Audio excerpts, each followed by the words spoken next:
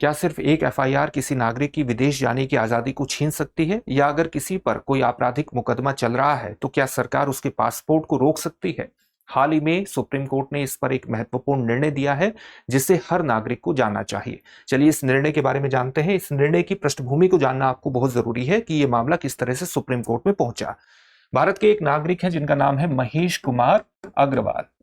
इनको वर्ष 2013 में पासपोर्ट जारी किया गया था और आप जानते हैं कि पासपोर्ट अधिनियम 1967 के अनुसार जो पासपोर्ट की वैधता होती है वो 10 वर्ष के लिए होती है।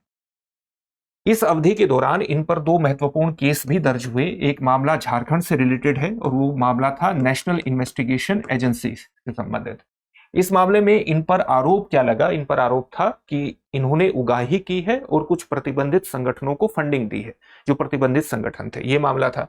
दूसरा मामला दिल्ली से संबंधित था, कोल ब्लॉक मामला था। उसकी जांच सीबीआई कर रही थी और इस मामले में इनको 4 वर्ष की सजा भी सुनाई गई। लेकिन बाद में जब इसके खिलाफ इन्होंने अपील की तो दिल्ली हाई कोर्ट ने अपील लंबित रहने तक इनकी सजा को निलंबित कर दिया।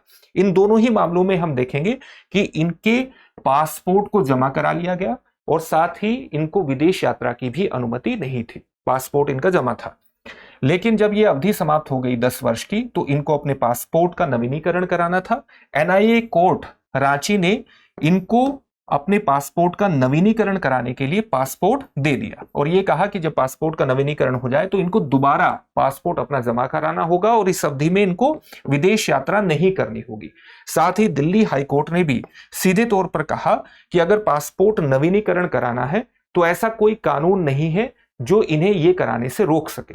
लेकिन जो क्षेत्रीय पासपोर्ट कार्यालय है, जो रीजनल पासपोर्ट ऑफिस है, उन्होंने पासपोर्ट अधिनियम 1967 की एक धारा का हवाला दिया और धारा थी 62F और इसका हवाला देते हुए पासपोर्ट जारी करने से, जो नया पासपोर्ट है वो जारी करने से इनकार कर दिया। तो ये धारा 62F क्या है? ये वस्तुतः सीमित आधार, जो धारा 6 है वो सीमित आधार प्रदान करती है किसी पासपोर्ट के अस्वीकरण के लिए, उसको अस्वीकार करने के लिए। इसके अंतर्गत सीधे तौर पर क्या कहा गया है? इसके सीधे तौर पर यह कहा गया है कि अगर किसी भी आवेदक के खिलाफ किसी कोर्ट में आपराधिक मामला लंबित है तो पासपोर्ट देने से इनकार किया जा सकता है। यह मामला कहा। तो रीजनल पासपोर्ट ऑफिस ने यह भी कहा कि इनको पासपोर्ट जारी किया जा सकता है कि अगर अदालत इनको किसी निर्दिष्ट अवधि के लिए विदेश जाने की अनुमति प्रदान कर दे। अगर अदालत किसी निर्दिष्ट अवधि के लिए विदेश जाने की अनुमति प्रदान कर दे तो पासपोर्ट इनको जारी किया जा सकता है, फिर से जारी किया जा सकता है। लेकिन अदालत ने इस प्रकार का स्पष्ट निर्देश नहीं दिया है, इसलिए इनको पासपोर्ट जारी नहीं किया जा सकता। इनके पास सीमित अधिकार है अस्वीकरण का, उसको अस्वीकार करने का।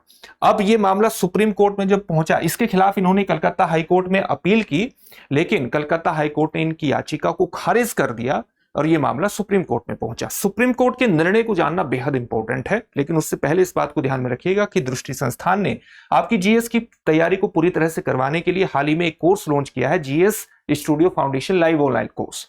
यह मात्र 24,999 में आपकी तैयारी को मात्र 14 महीने में ही पूरा करा देगा। इसकी सबसे खास बात यह है कि इसको करने के बाद जब आप जीएस फाउंडेशन ऑफलाइन बैच में एडमिशन लेंगे तो ये सारी फीस वहां पर एडजस्ट हो जाएगी और ये कोर्स एक तरह से आपको फ्री में पड़ेगा। अगर आप इस फीस में भी डिस्काउंट चाहते हैं तो इस कोर्स को लेते हुए दृष्टि लर्निंग ऐप पर आप मनीष कोड का इस्तेमाल कर सकते हैं। मनीष कोड का इस्तेमाल करने पर आपको इस फीस में भी डिस्काउंट प्राप्त हो जाएगा। इस कोर्स से संबंधित जो बैच है वो हिंदी, इंग्लिश और इंग्लिश तीनों में ही उपलब्ध है। हिंदी माध्यम का जो बैच है वो 5 जनवरी से प्रारंभ होगा, इंग्लिश का बैच 6 जनवरी से प्रारंभ होगा और इंग्लिश का बैच जो है वो 7 जनवरी से प्रारंभ होगा। इंग्लिश का जो बैच होगा उसमें हिंदी और इंग्लिश दोनों में ही चीजें आपको समझाई जाएंगी, लेकिन जो नोट्स उपलब्ध होंगे वो केवल इंग्लिश में होंगे। 2 वर्षों तक करंट अफेयर्स की क्लासेस का एक्सेस भी आपके पास रहेगा। जो आपको पढ़ाया जाएगा उसकी पीडीएफ फाइल भी आपको प्राप्त होगी। अपने आप में एक संपूर्ण पैकेज है।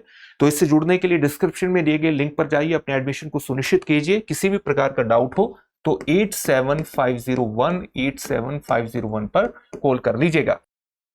अब सुप्रीम कोर्ट के निर्णय को जानते हैं। सुप्रीम कोर्ट के 2 न्यायाधीशों की पीठ थी। सुप्रीम कोर्ट के 2 न्यायाधीशों की पीठ ने सीधे तौर पर कहा कि जो लंबित मामला है, लंबित आपराधिक मुकदमा है, वो वस्तुतः किसी के पासपोर्ट को स्वतः नहीं रोक सकता, स्वतः नहीं रोकता है।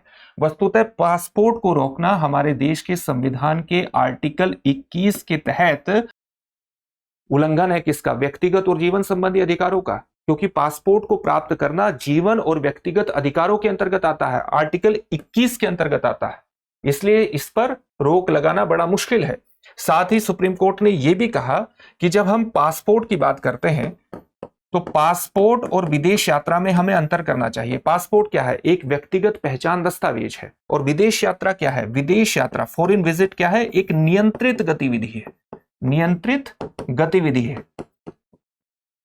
जब हम कहते हैं कि अदालत अगर हमें विदेश जाने की निर्दिष्ट अवधि के लिए अनुमति प्रदान करेगी तभी हम पासपोर्ट जारी करेंगे, वस्तुतः ये सही नहीं है, क्योंकि वो आपका पहचान दस्तावेज है। ये नियंत्रित गतिविधि है, ये नियंत्रित हो सकती है, ये दिया जा सकता है। इसलिए अदालत ये नहीं कह सकती कि निर्दिष्ट अवधि के लिए अगर आप विदेश जाने की अनुमति प्राप्त होगी तभी आपको पासपोर्ट जारी किया जा सकता है, क्योंकि ये निजी दस्तावेज है, ये आपका अधिकार है, आर्टिकल 21 के अंतर्गत जीवन और व्यक्तिगत संबंधी अधिकार है। तो ये एक बहुत ही महत्वपूर्ण फैसला दिया है। इस फैसले का प्रभाव क्या है? इस फैसले का यह है कि नागरिकों के, भले ही आपराधिक मुकदमा जिस पर चल रहा है, ये नागरिकों के अधिकारों की पुष्टि करता है।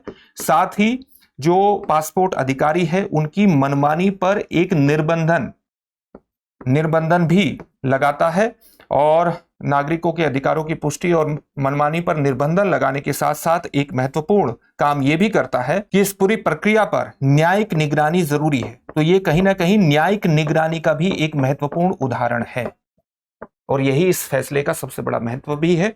इससे जुड़े हुए एक प्रश्न को देख लेते हैं। प्रश्न क्या है? निम्नलिखित कथनों पर विचार कीजिए। पहला कथन है पासपोर्ट प्राप्त करने का अधिकार अनुच्छेद 21 के अंतर्गत आता है। दूसरा कथन है लंबित आपराधिक मामला होने पर पासपोर्ट हमेशा के लिए अस्वीकार किया जा सकता है। उपर्युक्त कथनों में से कौन सा या से सही है या है? आपके सामने ऑप्शंस हैं, केवल एक, केवल दो, एक और दो दोनों, न तो एक और न ही दो। इस प्रश्न का उत्तर कमेंट बॉक्स में कमेंट करके जरूर दीजिए। फिर से एक नई सेशन में आपसे मुलाकात होगी। धन्यवाद। अब एग्जाम की तैयारी को और बेहतर करने के लिए हमारे चैनल को लाइक, शेयर और सब्सक्राइब करना ना भूलें।